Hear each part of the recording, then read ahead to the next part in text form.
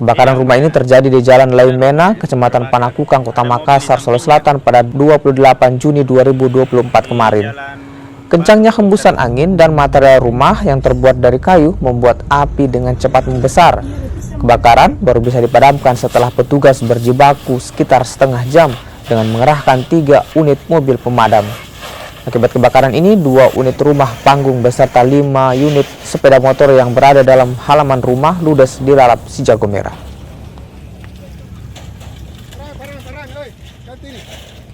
Ini yang terbakar apa? Rumah panggung. Ya, berapa rumah?